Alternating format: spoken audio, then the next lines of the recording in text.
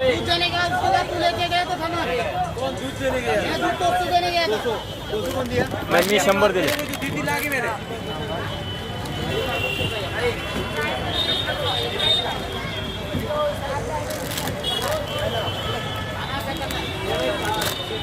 सत्तर.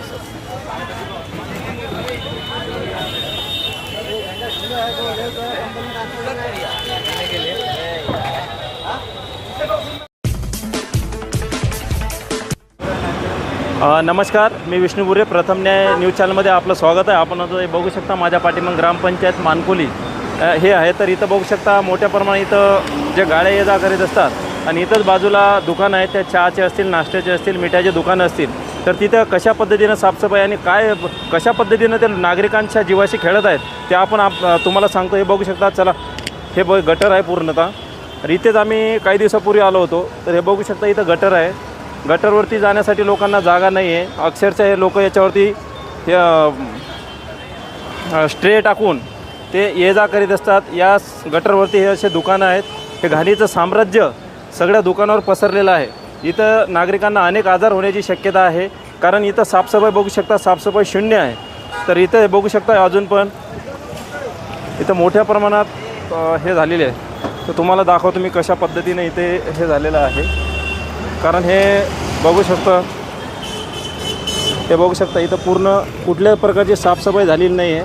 कारण इथेच अळ्या होऊन मच्छर आणि घाणेरडा वास या दुकानावरती पसरलेला आहे. अक्षरशः घाण आहे. तर हे बघू शकता माझ्या पाठीमागे या दुकानावर आम्ही मोतीचूरचे लाडू घेतले होते. हे बघू शकता, इकडून या. तर हे बघू शकता इथपर्यंत ही घाण पसरलेली आहे. आतमध्ये बघू शकता पूर्णतः घाण आहे, अळ्या पडलेल्या आहेत आणि मच्छर आहेत. तर हे वरती दाखवा. याच दुकानावर आम्ही कोको कोला काहीतरी नाव आहे या दुकानाचं. याच दुकानावरती आम्ही मोतीचूरचे लाडू घेतले होते. ते अंधार होता. सुदैवाने ते आम्ही मुलांना दिलं नाही. त्या व्यक्तीचं म्हणणं होतं आम्ही इधर से मिठाई लिया, मोतीचूर के लड्डू लिया. और आम्ही तुम्हाला दाखवतो त्या याच्यामध्ये कशा पद्धतीने इथं साफसफाई केली जाते. हेच दुकान आहे. इथून त्या व्यक्तीने मोतीचूरचे लाडू घेतले होते.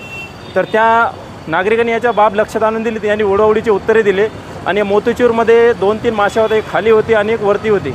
तरीसुद्धा इथं साफसफाई बघू शकता कशा पद्धतीने केलेली आहे. आणि हे चुकी हे लोक मानायला तयार नाही. तर माझी फूड इन्स्पेक्टर कोण असेल ठाण्याचे, त्यांना माझी विनंती आहे की इथं एक वेळा राऊंड मारा आणि इथं कशा पद्धतीनं साफसफाई चालते ते एक वेळा येऊन बघा.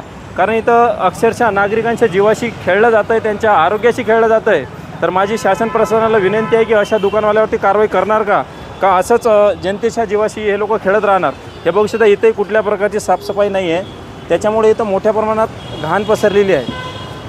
तर माझी वार्ड ऑफिस असेल किंवा ग्रामपंचायत असेल त्यांना विनंती आहे की साहेब इथं एक वेळा राऊंड मारा आणि हे साफसफाई जर नाही केली तर इथं येत्या काही दिवसात किंवा काळात नागरिकांचं आरोग्य धोक्यात येण्याची शक्यता आहे. तर माझ्या राईट साईडला बघू शकता या गटरवरती दुकानं आहेत. दुकानं असू द्या, दुकानाशी आम्हाला काही घेणदेण नाही आणि काही प्रॉब्लेम नाही.